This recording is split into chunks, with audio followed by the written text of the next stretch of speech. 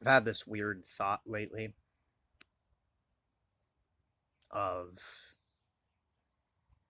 saving up solely to travel and ultimately, ironically, become a renunciant. Um, More people, by far, have probably endured more struggling and suffering than me in this lifetime, but everything has its limits. Everyone has their limits. And I've kind of seen the world unravel before my eyes, not just from experience, but from what the Eye of Sauron, the machine architecture, as I quote it, the reality of technology and human progress essentially imbibing bits and portions of this material world with energy, with power, with real world technological sorcery to mass produce a scale of control and influence that essentially functions no different than psionic hypnosis, um, in the pursuit of basically reconstituting the reconstruction and the reconfiguration of what is equivalent to the Tower of Babel, albeit instead of a tower reaching and ascending to the heavens to rival their conception of God, one that globally spans and encompasses and entraps the world like a coat of armor with teeth, like an iron maiden, like a prison that is built to devour what produces it. I've seen this world grow and expand and contract around me and upon me and within and through me. I've experienced degrees and levels of things that, in a sense, have touched upon and touched within me things that no level and degree of surface level animosity and despotic perversion could do to me. In a lot of ways, growing up in a time period where I questioned and scrutinized everything, what I was told to believe, what I was made to believe, what I was forced to imbibe and follow. Ultimately,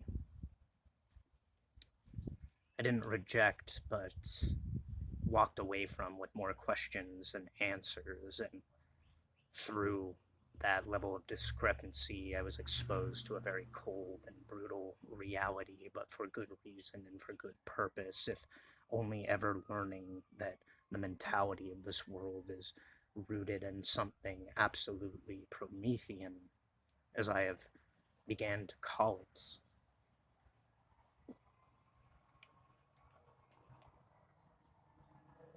I think this species,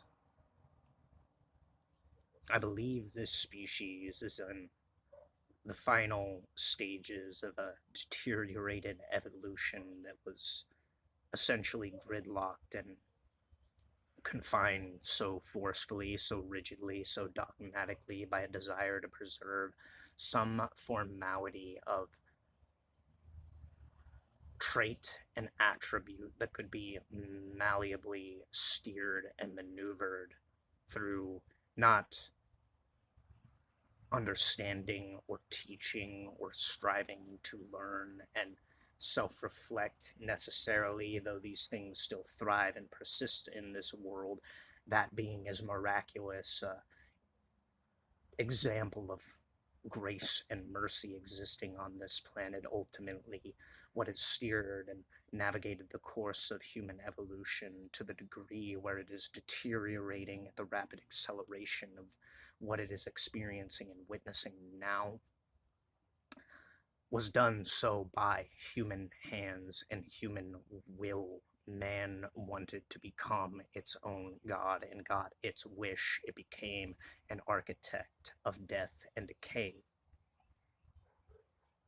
And it repackaged and rebranded and labeled this through doublespeak and ideology, progress, promising a paradigm of existence that would reach towards the exploration of the stars, but ultimately all it was doing was building a mechanical sarcophagus with lead painted progressions of stone halls and corridors and iron bars. An animal farm. I've witnessed and I've seen too much to really come to a point where I feel like I can continue in this world with a level of things that have changed and slowly tore bits and pieces of me out of the very fabric of everything I once believed in, and maybe that dismantling was necessary to get closer to that thing that we call God or a higher power. Maybe it was necessary to be deconstructed and annihilated, in a sense, to see the real draconian power play and game that persists on this planet through this species. There are times where a part of me wants, against all knowing and understanding of what would keep and maintain a steady, same semblance of security and a reason to continue striving and enduring this concrete storm, to run back into the arms of nature and to simply persist and endure in that circumstance until death takes me. With the knowing and understanding that this life only ever was temporary.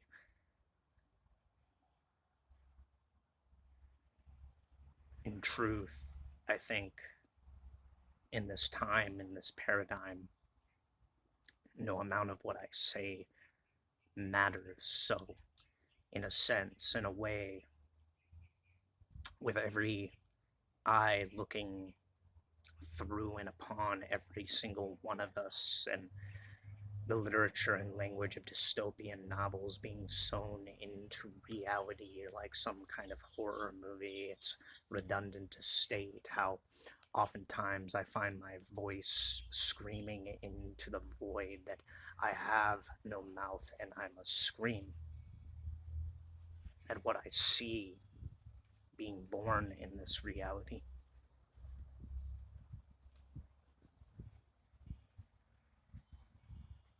It's not a level of guilt and shame, nor is it avarice nor pride that drives me. It is this hollow, cracked, empty vessel walking amidst the cacophonous noise of this reality that has realized I've been broken down and whittled and torn away from my preconceived notions and misgivings and misunderstandings of what this world has had play out upon it, that have shaped and molded me into something ultimately that does not see the recapitulating boon that is wielded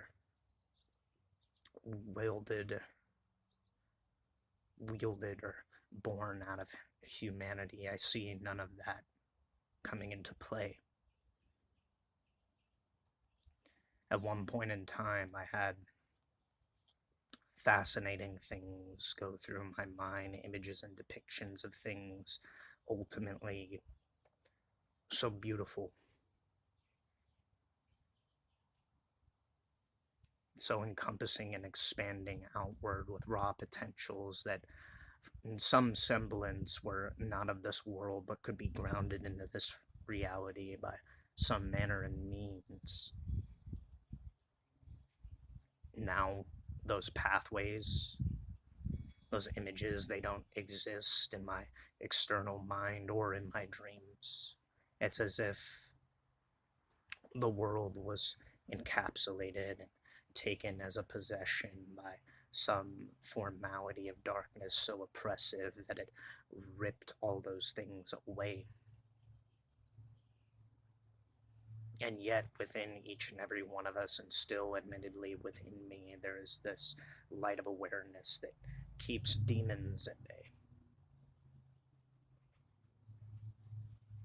I don't feel like I'm being led astray when I do say that oftentimes there is this part of me that just wishes to walk off into the horizon and let it be.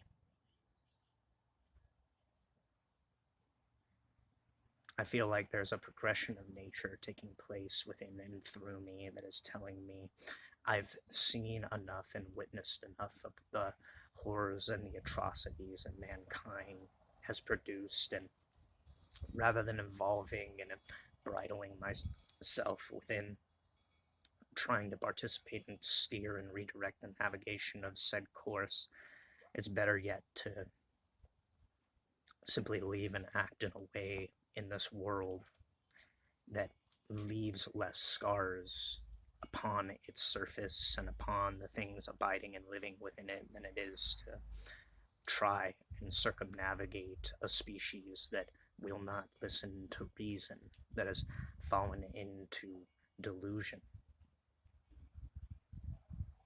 Sometimes there's a realization that certain things are not within your hands to save, and maybe it is an act of God that is steering me away from things. Maybe it's ultimately me that needs saving amidst a myriad of other people that have this same feeling, having this same craving to walk away from what this world is producing right now, and maybe it's just a matter of circumstance that parts of us are being guided towards this embrace back to nature that'll hopefully take place. There's a flood of bloodlust and a desire for bloodshed that's echoing down the corridors and halls of the reality that man has mass produced and placed as the play that it is in its societies and civilizations. It's a draconian labyrinth and ultimately an asylum that mass produces his leisures and his pleasures off the blood, sweat, and tears in the back, and the aching labor and bones cracking of what mankind has endeavored and struggled for and towards, being told ultimately it will lift him to something divine. No, it has lifted him to a degree and category of pinnacleization and pedestalization on top, yet another pyramid and temple ultimately built out of human sacrifice. And more so now than ever, it has taken the very language that it speaks and evokes and is twisted and enthusiastically manipulated and distorted it by a penmanship through which darkness wrote. It evokes language that deconstructs and leads its very nature in the direction of entropy, only so that it can stave and steer the very hand away from the nature that guides this reality towards one of its own design. It is slowly running full steam, full course off the tracks towards a cliff with no remorse. It is a divine suicide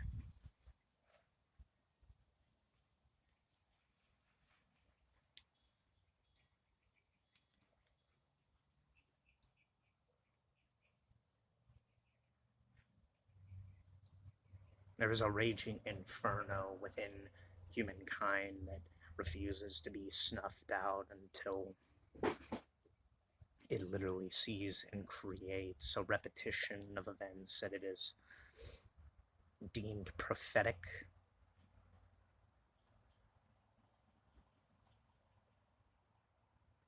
No matter how godlike we see ourselves as, it is something writhing and pathetic in this pathos and this architecture of the ignorance of mankind's hubris. It would rather see the stars fall upon it and be burned away than reconcile the repetition of events and circumstances that kept the realization of its own transgressions at bay.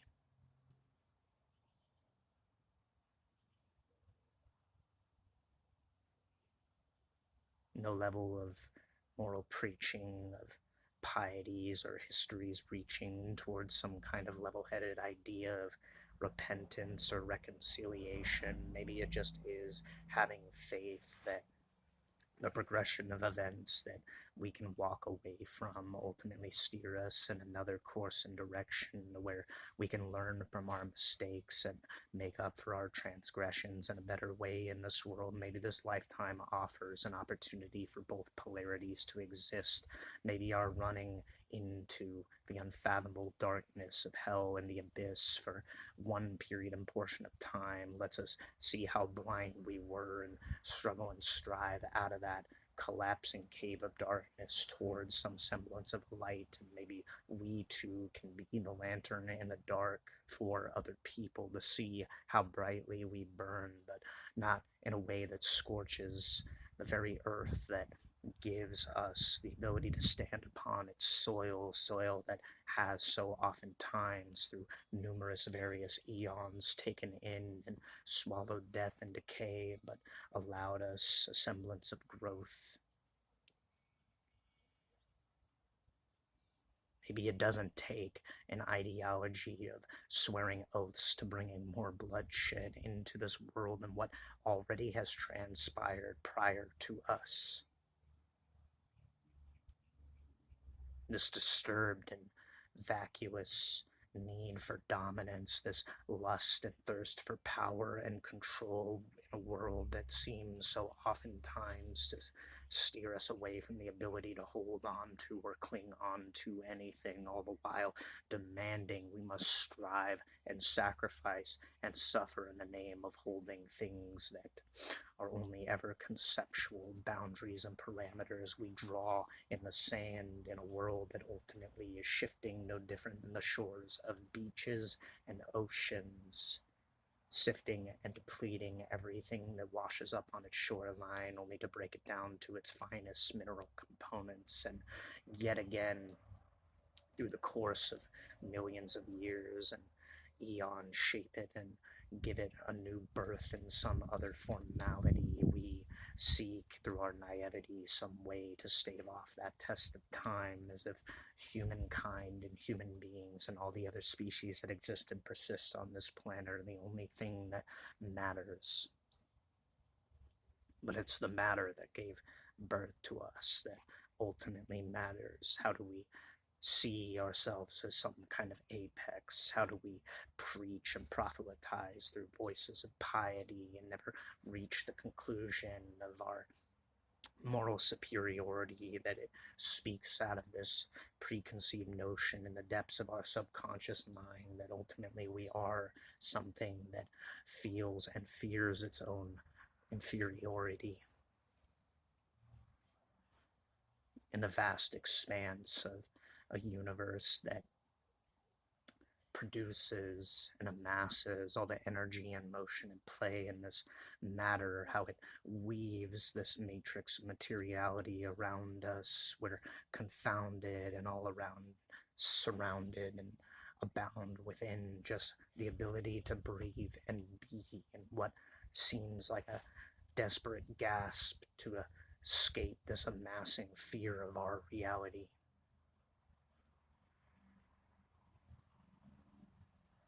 Yet it's such a miraculous thing.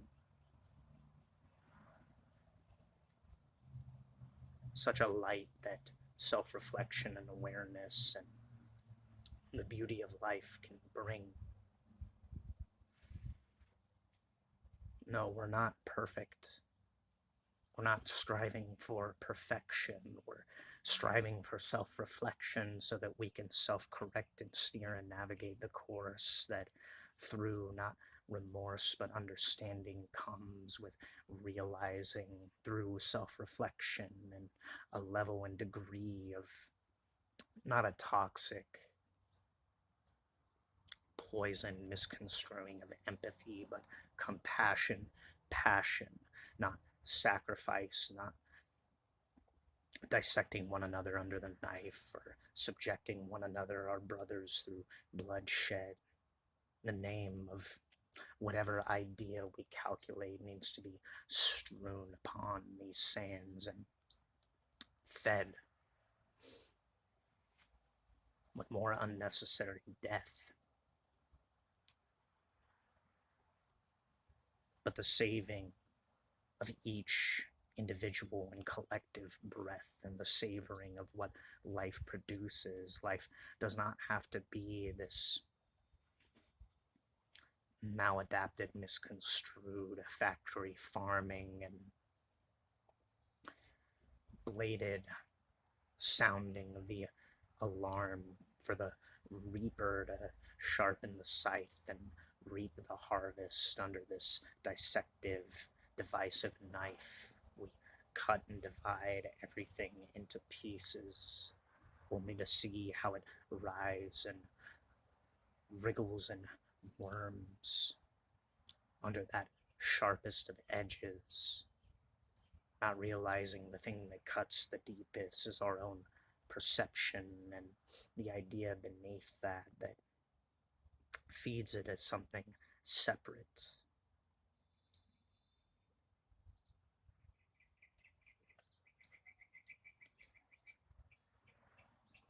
Must I sacrifice and cut the heart out of my son, my own flesh and blood, to know what beats and exists within my chest? Must I witness and watch the shelling and bombing of other nations and fires set to everything they ever built? To hear the fears escaping on my own breath?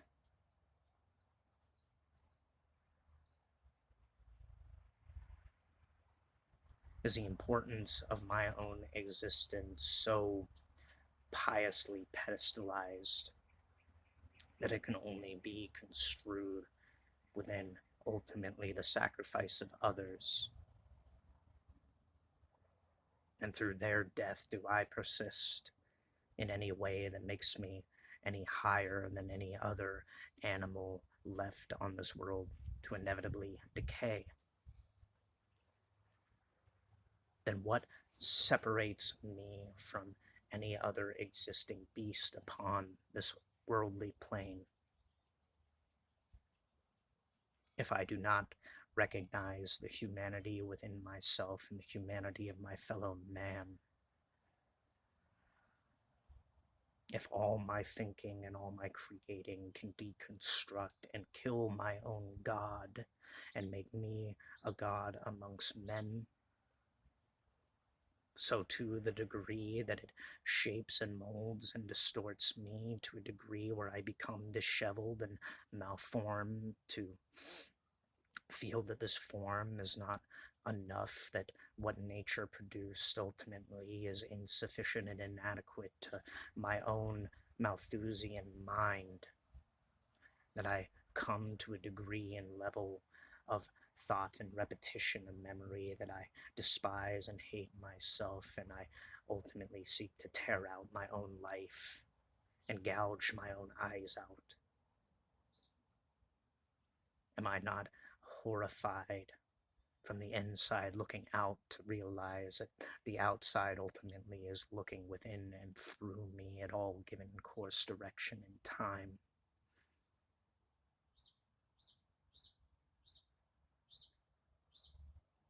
But the very idea that through the mind I could slay my concepts and notions of God ultimately was juvenile and childish. And I find no boundary and separation in the life and course of direction of this life that I have walked. I've left churches, I've sat and listened in different temples, and ultimately left again on the journey back home. But never has God left me, never led me astray, just walked with me through the dark and staved off and kept that darkness at bay, but allowed me the revelation to look upon the Apollonic dreams of humankind, apocalyptic in the nature of everything that they abandoned and left behind. Never has God left me at bay or led me astray, but God allowed me to viscerally see all the darkness that exists within humanity. Why? To learn everything that I have the capacity to be and become, and to steer away and avoid that. Not to be undone. Not to be schismed and fragmented to a degree where I am begging for mercy, not from existence or reality, to be accepting of the mercy that exists within the capacity to be alongside that God that cares so much for me and cares so much for humanity that he would let me peer into such an abyss and say, from that I allow you the degree to persist, that I have the compassion to draw you back from the jaws of such darkness.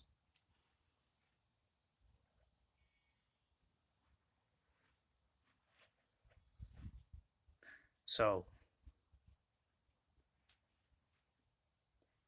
ultimately, you can preach whatever you want to put into words and say as much as you want. I'm kind of tired of hearing the prophetization and the prophetizing of apocalyptic fantasias and wars between nations. I've honestly heard quite enough. I've observed everything that I feel I need to, and still yet I sit and abide in a way where I persistently watch through this hollow mirrors and see the play of things, and I sit alongside that same God, and no matter what I think of myself, whether I am above or below anything, it is beyond me. I don't see through such ideology. I just see myself sitting here, witnessing it all.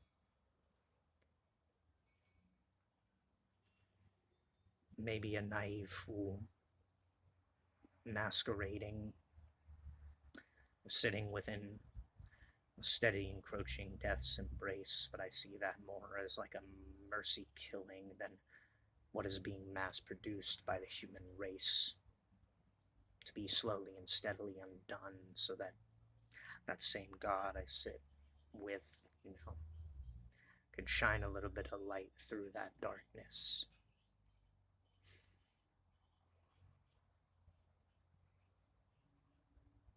I see to the level and degree of what has been created in this human-made reality.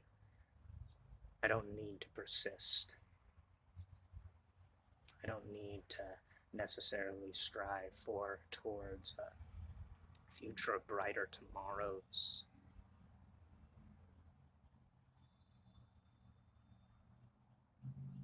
I simply have endured with the collective repetition of having to swallow down humanity's poisons and swallow its sorrows.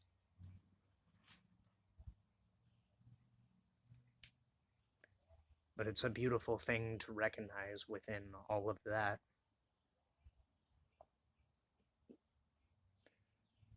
During all this time, God has sat and abided, that thing we call God, that name and label I don't even like to use. I don't refuse the use of it for the reformation of language and what we can communicate to something that ultimately, in its depth and its width and the long span of such a reach of compassion, just such a simplistic name, that it sits and permits and allows me to exist and witness everything that I have, to ponder and reflect upon that.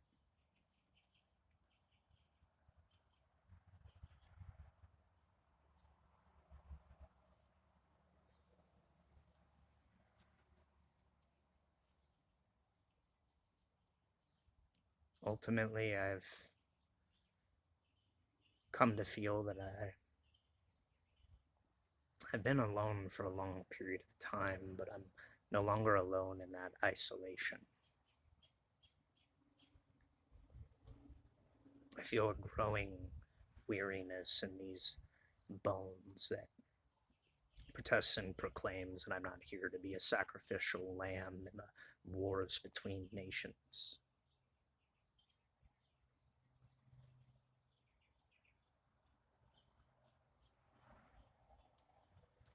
I came to witness, to love, to learn, to cherish, to embrace, to dance,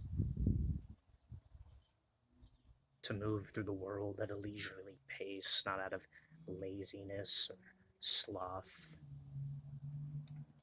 not to chase ambitions, just to receive the benefit of the repetitive voices that either like or despise me.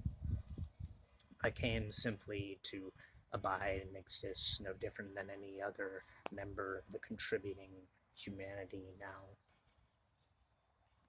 Less as an actor upon the stage and more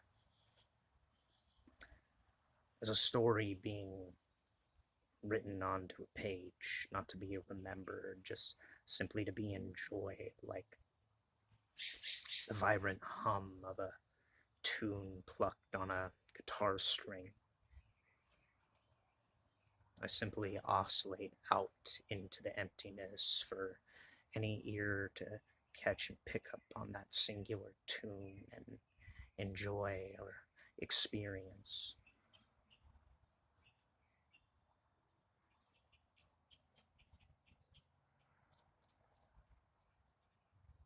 And if that's all that I ever existed as within this body,